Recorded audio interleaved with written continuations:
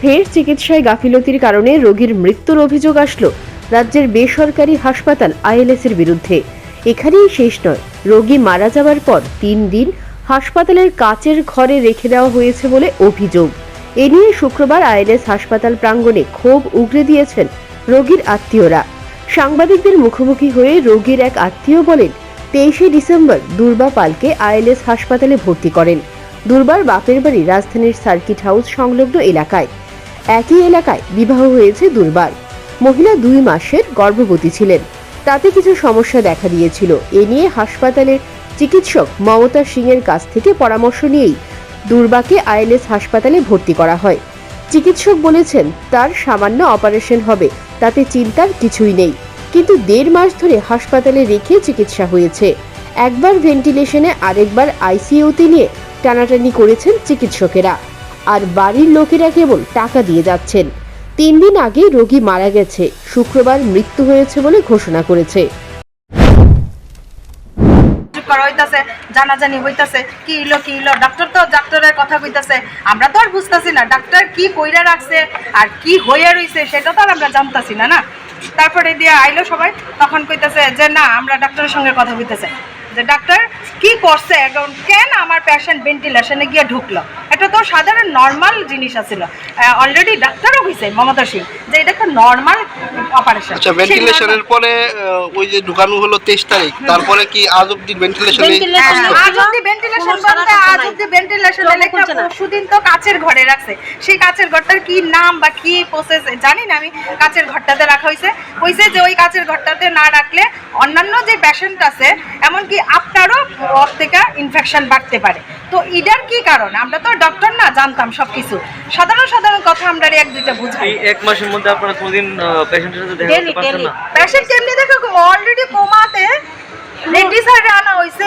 আমরা পার্সোনাল কি মনে হয় এটা কি লিগে মারা গেছে? তারার গাফিলতি তো এটা তারার গাফিলতি তো এটা Mamata madam, already Mamata madam আর সাধু মগ যারা সেই অপারেশন থিয়েটারে যে টিমটা ছিল তারা পুরাটাই দায়ী। সাংবাদিকদের মুখোমুখি হয়ে মৃত গৃহবধূ পূর্বার শাশুড়ি বলেন, আইএলএস হাসপাতালের চিকিৎসক সাধু মগ এবং মমতা সিং এর সঙ্গে যারা এই অপারেশন করেছেন পুরো টিম দুর্বার অকাল মৃত্যুর জন্য দায়ী। তিনি আরও অভিযোগ করেন, গত 3 দিন ধরে বাড়ির লোকেদের রোগীকে দেখার সুযোগ দেওয়া হয়নি।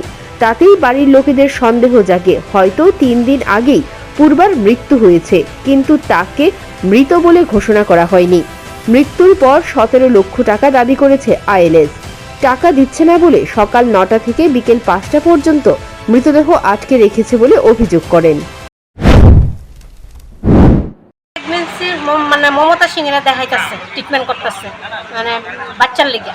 তারপরে এবার বাচ্চা আইসে যে টিউবের মধ্যে বেবি আইসে, তো আবার যখন দেখাইছে কইছে যে অপারেশন করতে লাগবো 72 ঘন্টার মধ্যে। 43 দিন আসলো মাত্র। হ্যাঁ, তারপরে তারা 48 ঘন্টার মধ্যে আইসে 23 তারিখ, নভেম্বরের 23 তারিখ মানে ভর্তি হয়েছে। 5টার সময় অপারেশনের রুমে ঢুকাইছে। 6টার সময় মমতা সিং বাইরে আমার সঙ্গে আমার ছেলের সঙ্গে কথা বলছে যে অপারেশন সাকসেস হয়েছে। হ্যাঁ, পূর্বা খুব ভালো সুস্থ আছে। পূর্বাপা আজকে আমাদের ইয়ে থাকবো, কালকে আমরা ছুটি দিলাম। তখন আরেকটা প্রশ্ন হচ্ছে পূর্বাপার ভবিষ্যতে মা অনেক চান্স হোক, 40% চান্স আছে, 60% পার। হ্যাঁ, তখন আমরা বলছি বাচ্চা দিতে লাগবে না, পেশেন্ট কেমন আছে কোন পেশেন্ট খুব ভালো, ওকে হ্যাঁ ফাইন অপারেশন হয়েছে, ঠিক আছে। তা আমরা এনে বই দিচ্ছি রাত্র 6টার সময় ম্যাডামের সঙ্গে কথা হয়েছে। যখন রাত্র 9:30 বাজে তারা আইসিউত নিতে আসছে। তখন আমি বললাম মা ম্যাডাম দিয়ে করলো ভালো অপারেশন হয়েছে, ওখানে আইসিউত ঢুকাইতেছেন কেড়ে, সাধুমুখ মানে নিয়ে যাইতেছে আইসিউতে। তখন না ম্যাডামের সঙ্গে কথা হয়েছে একটু আইসিউত রাখলে পেশেন্ট তাড়াতাড়ি সুস্থ হইব।